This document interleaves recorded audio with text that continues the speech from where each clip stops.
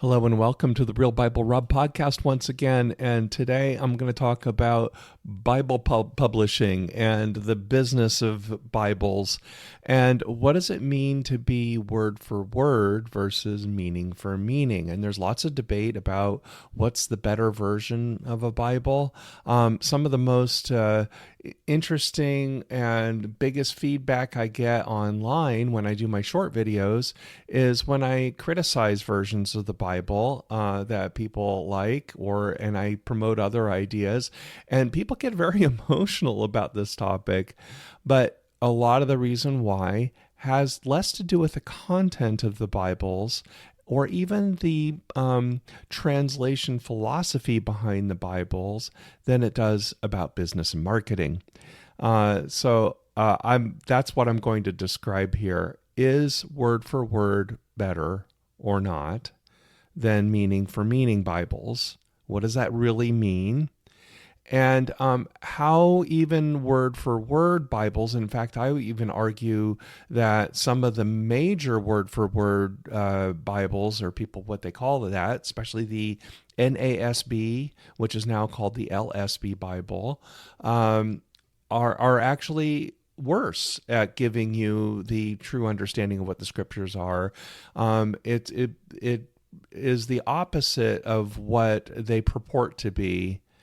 Because through the way they do things, they inject theology into the scriptures, and I'm going to show you a couple examples of that.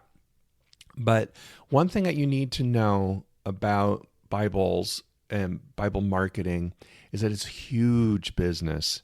That it is multi-billion dollars a year in Bible publishing. It's still a hot business, whereas, other publishing is very scattered among many, many titles. Bibles, there are a lot of Bibles out there in a lot of versions, but still, some of the big versions of the Bible are super popular. There are approximately 1 million NIV Bibles sold every year. And NIV is the main Bible published by a publishing house called Zondervan, which is probably the largest Christian publisher around. There are 800,000 ESV Bibles sold every year. And just like the NIV, this is a very widely distributed and given away Bible. This is what's sold, but they also publish and give them away. The Gideon Bible, remember the Gideon Bible was always used the King James Version until I think it was 2015 when they switched from the King James Version, which is license-free because it's public domain. That's why people like the King James Version publishers, because they don't have to pay anybody for any of it. Well, ESV Crossway gave Gideon a license-free way to replace the King James. So ESV is now the standard Bible for a lot of people, but that's a marketing thing. Crossway sells lots and lots and makes many, many, tens of millions, hundreds of millions of dollars on selling ESV Bibles. In comparison, the NRSV, which is the most scholarly English translation by a long shot by most people, and this is published by the Society of Biblical Literature, HarperCollins, and I'm not sure exactly what the name of the publisher is exactly today, but traditionally HarperCollins, they sell 200,000 per year, and you go, is that? That's a lot less than the others. But when you compare that to a typical New York Times bestseller, a typical New York Times bestseller sells maybe 10,000 to 50,000 copies a year. Really? Now, a big hit will be hundreds of thousands per year. It's extremely rare for a novel or a book to achieve 1 million copies. This is like Harry Potter. Maybe it will sell 1 million copies, but extremely rare. Most New York Times bestsellers sell less than 100,000 copies a year. So you compare that to just the few Bibles I just mentioned here, which I just mentioned well over like 2.5 million copies a year are sold. Isn't that amazing? So I'm going to focus a little bit more in on the NASB, which is called the New American Standard Bible, and its successor, which is called the Legacy Standard Bible, the LSB. And this is published by somebody called the Lockman Foundation. This is a nonprofit out of La Habra, California. They sell 450,000 copies a year. So this is big business. And they spend, the last report looks like they spend over $1 million a year just in marketing. And marketing, through promotions, advertising and stuff like that, but also through giving away free Bibles. That's another way publishers do this, is they just spread it around and they hope that their Bible catches fire. So the Lockman Foundation is, even though they're a nonprofit, unlike some of these other publishing houses, is a major player. And the reason why I'm focusing on them is because they market their Bibles as the most word-for-word Bibles of all, most word-for-word translations of all. And that also includes the Amplified Bible. If you've ever seen an Amplified Bible, that is also from the Lockman Foundation, just like the NASB 1995, and the LSB Bibles. And the reason why they market that, now the ESV also does this.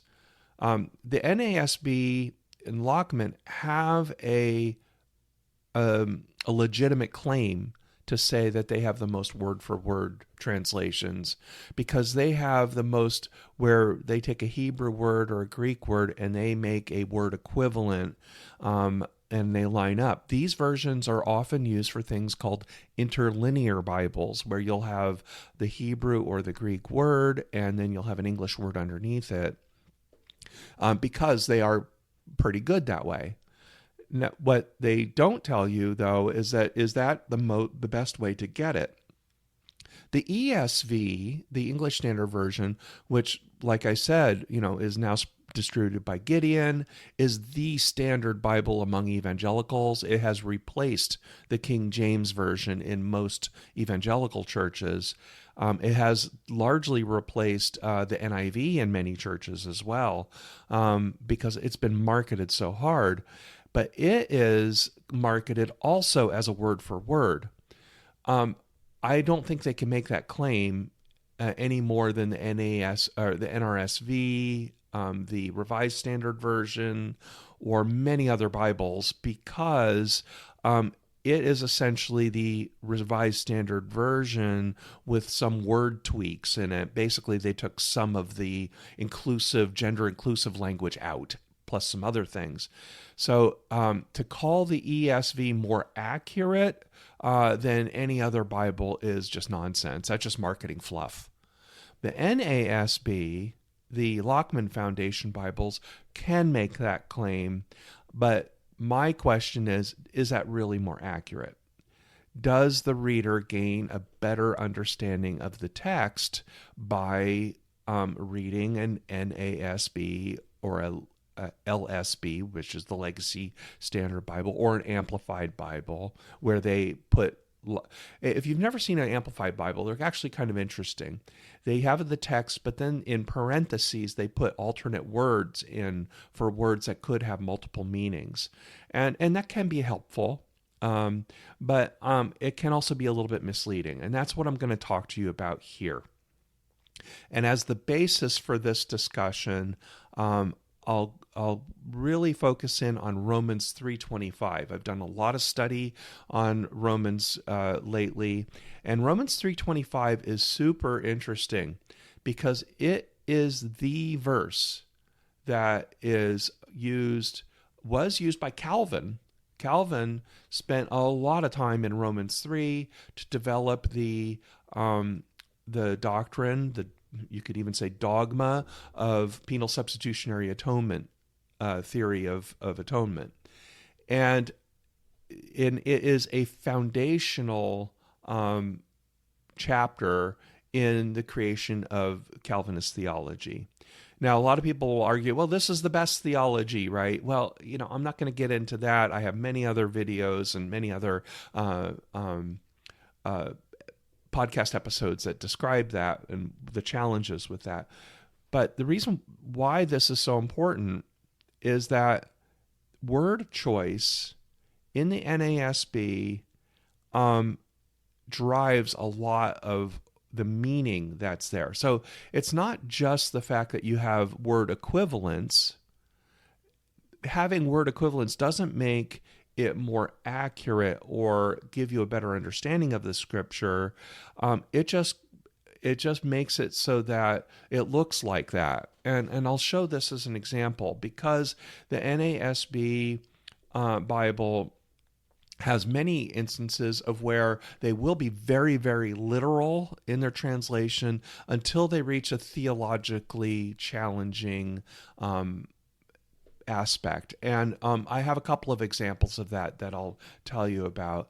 And so to me, that just reveals the fact that theology and upholding, especially a Calvinist theology that Lockman is very much into. Lockman is a fundamentalist Calvinist organization, 100%. Whenever they run up into something that they have a choice about whether to use a theological word that upholds their theology or a literal meaning, they will choose the theological word. And that happens more often than you think. So that's why I say, is it word for word? Yeah, I mean, it's probably the most word for word, but that doesn't mean it's the most accurate. And that doesn't mean that the intent of the author comes through, or, Paul didn't know anything about our theologies and Calvinism and stuff like that. So we know that pretty much for sure, but but Lockman and the NASB wants to make sure that you think they do. So I'm going to go through the contention about Romans 3:25, because this also has a lot to do with traditional interpretations of Romans 3:25 versus modern scholarship and where scholarship has headed, in order to because traditional views of Romans is very Calvinist, whether you have a Calvinist background or not. But even if you're Arminian, even if you're Catholic, even if you're Eastern Orthodox or some other denomination, the Calvinist view of Romans 3 has dominated so strongly that your translations and the way it says it will look a lot more like Calvinism than it will look like what modern scholarship has unearthed about what about Romans 3 is, and the whole book of Romans. So I'll just give you the traditional, what most people think of as the translation of Romans 3:25, and I'll just start with the NASB, which is also the LSB. It's the same words, or I should say that the NASB says, "Whom God displayed publicly as a propitiation in his blood through faith, for demonstration of his righteousness, because of in the forbearance of God he passed over the sins previously committed." And this is very much the idea of penal substitutionary atonement, that God displayed Jesus publicly as propitiation or expiation.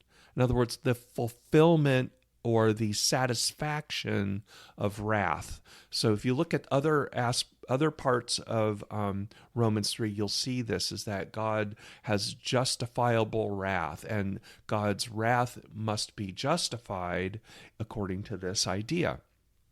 Propitiation is a theological word in here, and I'll describe that a little bit further.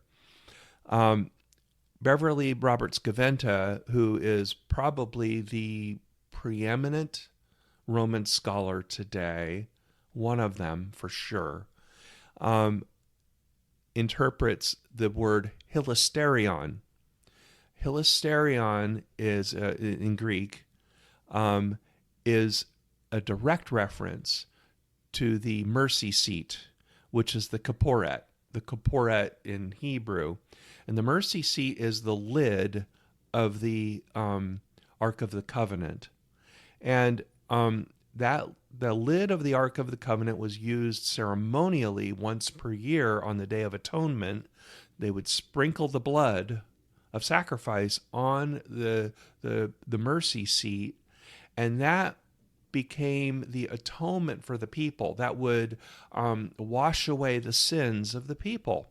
And it's a great metaphor for Jesus, because New Testament or Christian theology is that Jesus is the mercy seat, is the covering of sins, that through Jesus' blood on the mercy seat on the Day of Atonement is just like the Jewish rite of Yom Kippur. They say it, Day of Atonement. That's what Yom Kippur means in Hebrew, and so it means, so that is the direct meaning.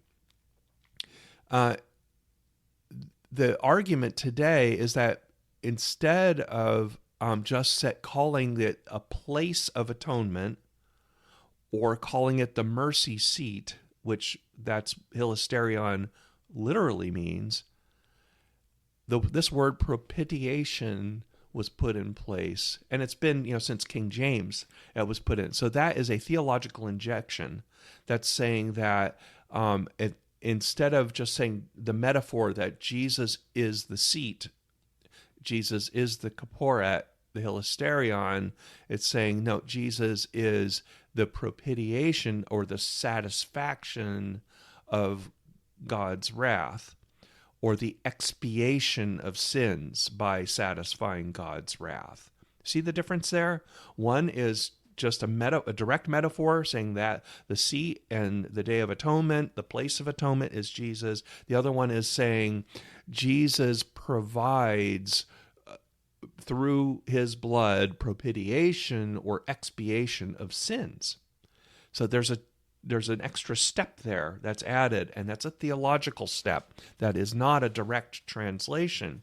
So you can say, well, wait a minute, I thought NASB was the most literal word for word translation. Well, in this case, not. They chose the traditional theological word propitiation rather than the literal place or seat of the place of atonement or mercy seat.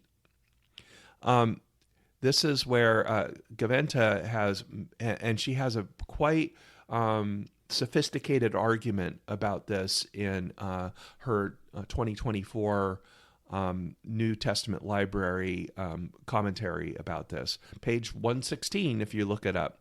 And she argues that the place of atonement, rather than a mere action, meaning the propitiation, hilasterion functions as a location where God's glory dwells through Jesus' blood. And it's become accessible to all believers, and that just like the Day of Atonement in the Old Testament, it's a place where all people, the community, their sins are washed away through this ritual. It's a replacement of the temple. It's the idea of a public view by having this ritual done in public rather than hidden behind the curtain in the tabernacle in the Holy of Holies. In the atonement context, it ties Christ's sacrifice to that Day of Atonement ritual, and it focuses on purity, purification, and reconciliation, and overcoming the power of sin. So it doesn't really talk about the mechanism of atonement in the word hilasterion. When you add the word or you use the word propitiation or expiation, you're talking about the mechanism. So you're adding meaning to that line by using those words instead of just calling it what it is, and that's the mercy seat. So you see the difference there. So the more word for word, if you want to say it that way, versions, there are a couple here, and I'll read them. The CSB, which is also a version that evangelicals, conservative Christians, more fundamentalist type people also really like. The CSB does a much better job at this. It says, God presented him, Jesus, as the mercy seat by his blood through faith to demonstrate his righteousness, because in his restraint God passed over the sins previously committed. Presented Jesus as the mercy seat. So it's very literal compared to the NASB. So wait a minute. I thought NASB was the most word for word. Well, usually, but not in this case. The CEB, which is a version I really love because it's just so much easier for people to read, and it has super, solid scholarship, maybe more so than the LSB, NASB, or the CBSB. It has better scholarship, but it says, through his faithfulness, God displayed Jesus as the place of sacrifice where mercy is found by means of his blood. I like that because it's smoother and it's a little easier to understand, but it's also theologically, or I should say, exegetically correct. The place of sacrifice, not expiation or propitiation, which is a theological term. And then the NRSV, I don't like it as much. And usually I'll say, I love the NRSV updated edition because it is the most scholarly version out there by far. The Society of Biblical Literature is very diverse. It's big. It has a very great legacy of really doing a good job, a scholarly job of it. But I think I don't like their version. Their version is by whom God put forward as a sacrifice of atonement by his blood. So it's not just a place of atonement, it's a sacrifice of atonement, effective through faith. Yeah, and so it's reasonable. It's kind of the middle road. I honestly think that the CSB is the best here, and it's the most literal. It's the God presented him as the mercy seat by his blood, or place of sacrifice, or place of atonement. So that is important because you always have to wonder what is happening in the minds and in the deliberations of these translation committees. You can get a pretty good idea of where they're coming from by reading their own materials. If you read the preface, so when you buy a new Bible, or you're not familiar with a particular version of the Bible and you want to know more, just read their preface. The ESV is plain as day that it's going to, for example, is that it's going to be a complementarian, I would call misogynistic, but they say complementarian version. They're purposely trying to get rid of any gender equality in the scriptures, and they say it right there. Now they say it in nice language and so forth, but you read between the lines and you go, yeah, that's their motive. Well, you'll find that in every version of the Bible. It's worth taking the time, if you're really serious about what these versions are doing, to read the preface. Read what they say about their own Bibles, because it gives you translation philosophy. So a lot of people will do that. They'll say there's word for word translation philosophy and there's meaning for meaning. The best biblical scholars I've heard say there is no such dichotomy. There is a spectrum of word for word meaning, assigning an English word for each Hebrew and Greek word as best as you can, versus playing with the sentence in order to make it clearer through and bringing out the meaning better. But all versions are on a spectrum of this, because you can't you can't have people understand what the scriptures are if you just only do word for word equivalents. You can get far away from the meaning if you get something that's too interpretive, right? So there's always this kind of balance. How do I get it so that the readers understand the intent of the authors to the best knowledge that we have, while making it true to the language, if you know what I mean. So I'm going to give you a couple of other examples of this. And I've spoken about these in other podcast episodes, but I think they really show us this. If you go to Leviticus 19:16, which I just find fascinating, because in the Hebrew, it is very literally, you must not stand over or above the blood of your neighbor. Now, to us, that doesn't mean a whole lot. What does it mean? So there are, again, a number of ways you can do this. Is you can do the version that's in the CSB, which is similar to the NASB. You shall not go about spreading slander among your people. Do not jeopardize your neighbor's life. So that's an interpretation. That's not what the words say. And the NASB does the same thing. Now, there are a couple different versions of the NASB. Like I said, there's the original NASB, and then there's the 1995 version, and there's the LSB. But they all say something quite similar. Don't jeopardize. Don't go against your neighbor. But that's an interpretation, because the real words are do not stand above your neighbor's blood, the blood of your neighbor. The CEB kind of does a middle road here. It says, do not go around slandering your people. Do not stand by while your neighbor's blood is being shed. So it does make reference to the blood, which is good. And it also, instead of just putting your neighbor in danger, it actually says, don't stand by, don't be passive. And when you look at the Hebrew, it's not a matter of standing back passively. It's a matter of intervening. It's not just not jeopardize. It actually means that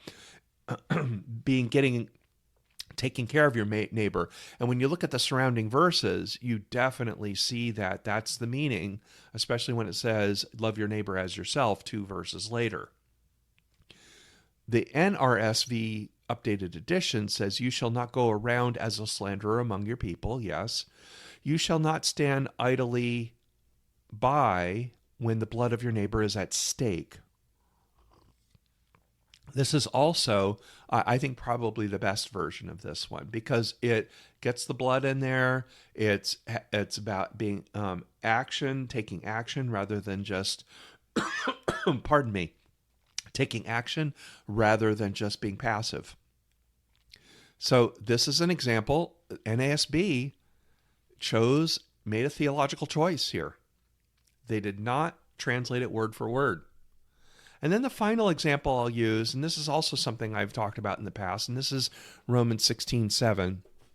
And this is about Unia, the apostle, or at least among the apostles, who is a woman, and she has been written in and out of Scripture as a woman for a long time. Many versions have brought her in, have taken her out, have turned her into a man sometimes. And they also have implied by a particular interpretation of a preposition, the preposition "n," that's epsilon nu, in a certain way, in order to make it seem like Unia is not an apostle, but just well known to the apostles. And there's lots of reasons why that's not right. But let's go into that, because this is also where the NASB chose to back off instead of just going with the text. So the CSB version of Romans 16:7 says, "Greet Andronicus and Unia, my fellow Jews and fellow prisoners." Good idea. That's exactly what it says. It talks about Andronicus, a man, Unia, a woman with a feminine ending, my fellow Jews and fellow prisoners. So, and this is Paul talking. This is where it goes off the rails. So it says, they are noteworthy in the eyes of the apostles, who were also in Christ before me. There's nothing about eyes. There are no eyes, and there is no viewing in the Greek. And that is an interpretation of what is there, not what the words are. The LSB says is worse. The LSB and NASB. It says, "Greet Andronicus and Unia, my kinsmen." It's not kinsman. If you take it literally, it can be kinsman because it has a masculine aspect, but mankind has a masculine aspect, and nobody says that mankind means only men, masculine people. So it's misleading to say my kinsmen and my fellow prisoners who are outstanding to the apostles. Again, they chose epsilon nu, n, to be to, instead of as or among or with.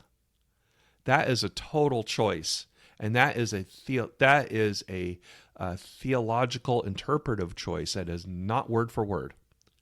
You could say it's word for word because that could also mean that, but this was very intentional because the translators and the Lockman people don't want Unia to be an apostle, because they don't believe in women leadership, and they don't believe that women leaders existed in the New Testament.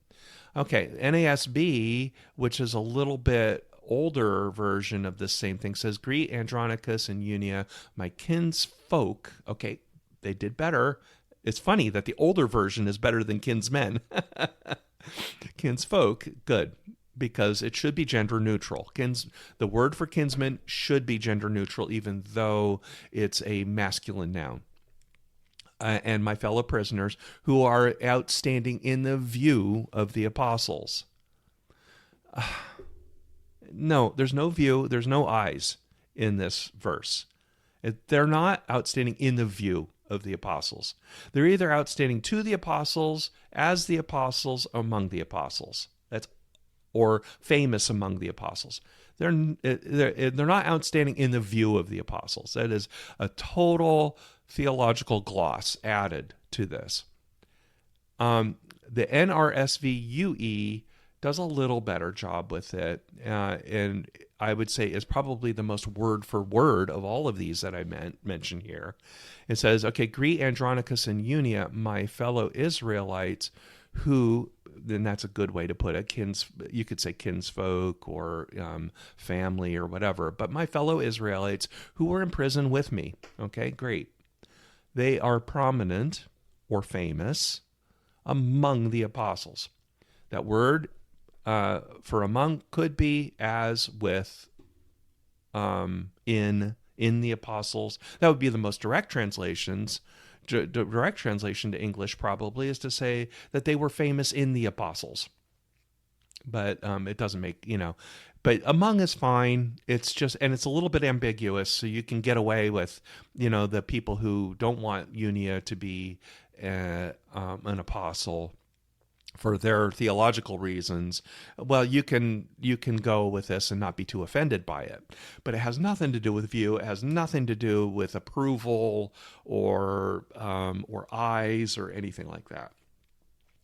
But this is a very interesting thing, because I think the message. Now, this is a paraphrase and plays very loosely. Is not word for word at all.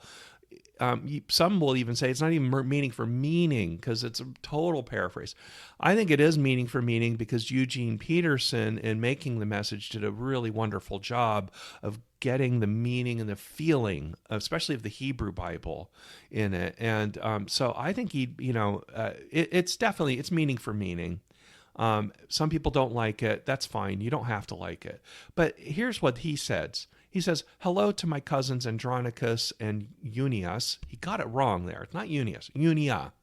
Okay. We once shared a jail cell. Yeah, good. And he says cousins. Yes, because they were kinsfolk. That's probably the best one. They were believers in Christ Jesus before I was. Both of them are outstanding leaders. That is the plainest, simplest way that you could do it. It's not word for word, but it carries the meaning of the words the most simply. Is that clearly they were prominent, famous, whatever.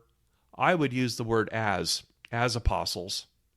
But because if you look at the way Paul is talking about the other greetings in this, Paul had no reason to care what the other apostles, like Peter and the other disciples or other leaders around, thought of these two people.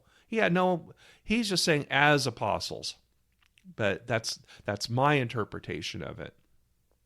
But clearly, this is a very good example of where the NASB, LSB had to inject words like view and eyes and things like that, or say to the apostles, in order to preserve their complementarianism.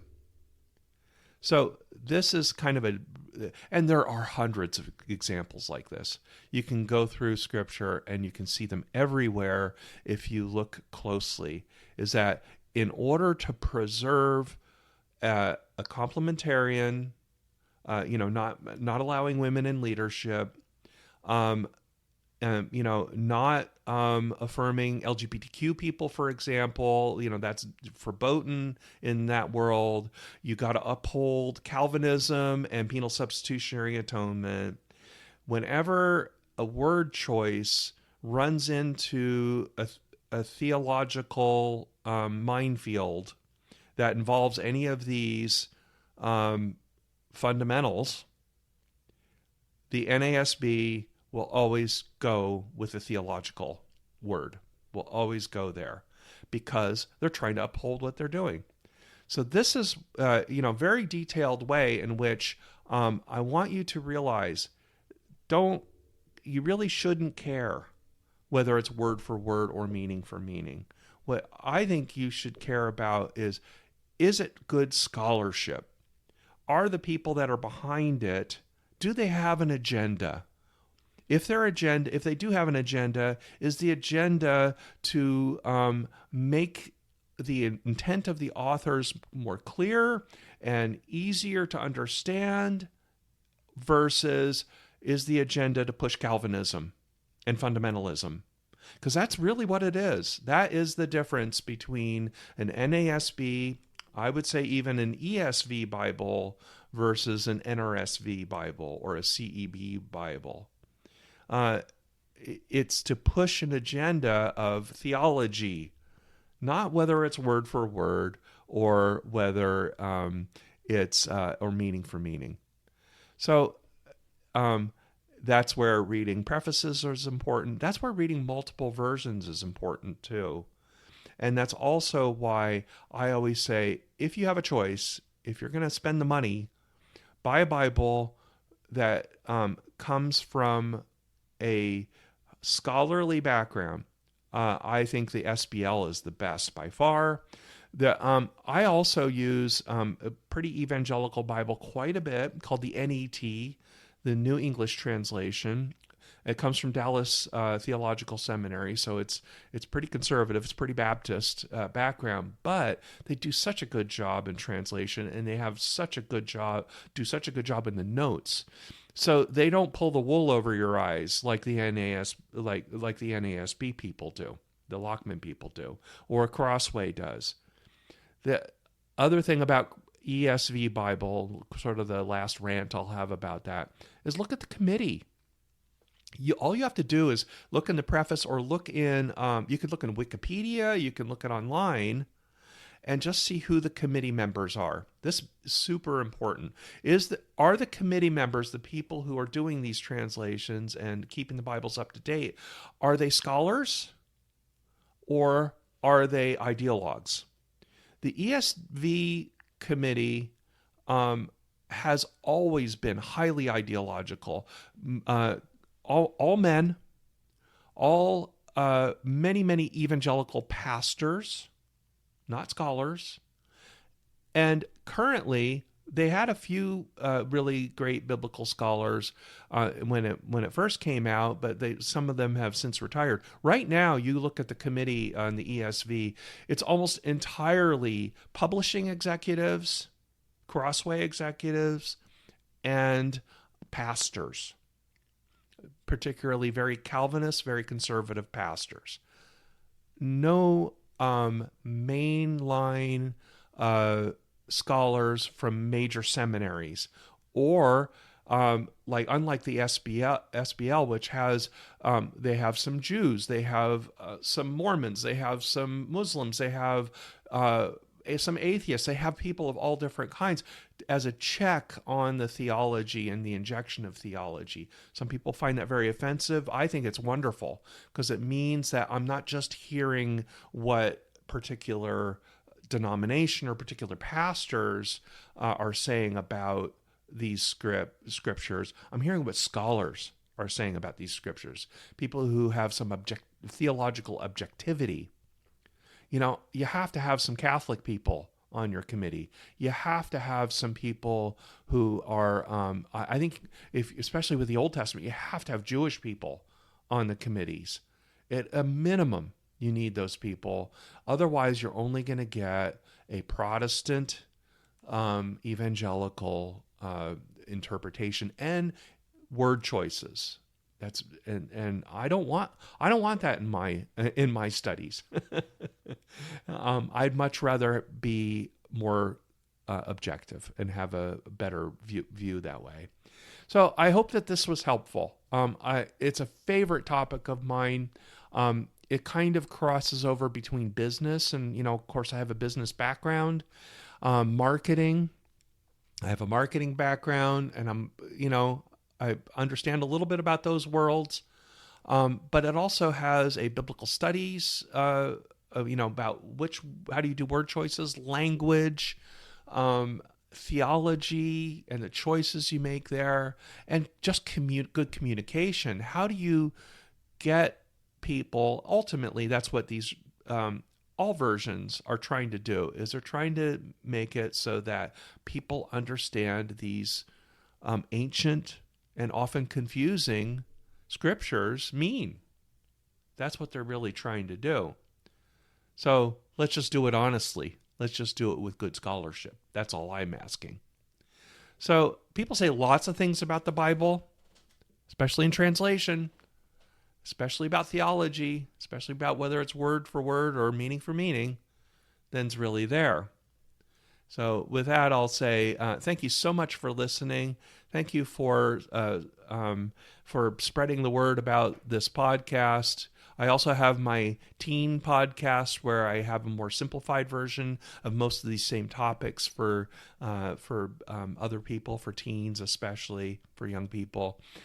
Please spread the word about that as well. And thank you, and God bless you.